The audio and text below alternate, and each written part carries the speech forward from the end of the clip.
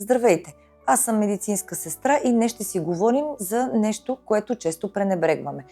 Но всъщност е в основата на детското здраве сънят. Не само като почивка, а като ключов фактор за емоционалното състояние, поведението и дори имунитета на децата ни.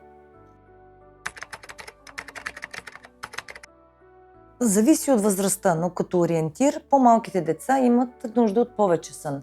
Понякога до 12-14 часа, докато учениците се нуждаят средно от 9 до 11 часа. Важно е обаче да подчертаем, че не става въпрос само за количествен сън, а за качество. Ако детето се буди често или заспива трудно, това всъщност е проблем.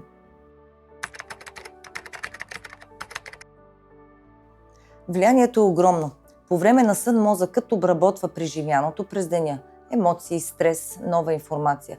Когато детето не спи достатъчно, това често води до раздразнителност, плачливост, тревожност, трудности дори в общуването. Точно така.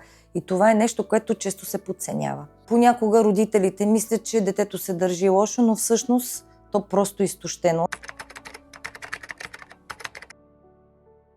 Сънят е изключително важен за имунната система. Докато детето спи, тялото се възстановява и се бори с инфекции. Децата, които не спят достатъчно, боледуват по-често, по-бавно се възстановяват и са по-уязвими към вируси. Можем спокойно да кажем, че сънят е естествена защита на организма. Най-често виждаме късното лягане, използването на телефон, таблет преди сън, липса на постоянен режим, прекалено активни игри вечер. Тези навици пречат на детето да се отпусне и да заспи спокойно.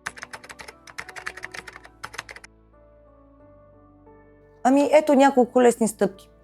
Определете фиксиран час за лягане, създайте ритуал, например четене на приказка, ограничете екраните поне час преди сън, осигурете тиха и спокойна среда, и да се избягват тежките храни вечер и най-важно е постоянството. Децата обичат режима.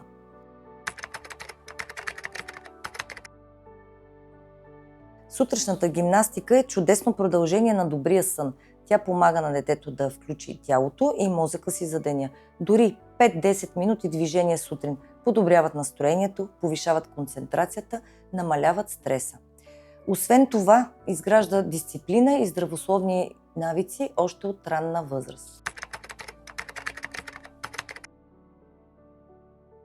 Абсолютно! Това е една много силна основа за цялостното развитие на детето.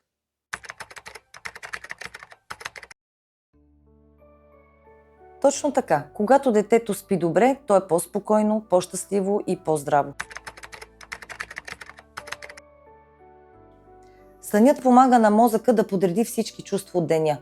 Когато спите добре, сте по-спокойни и по-щастливи. Сънят е като суперсила за децата.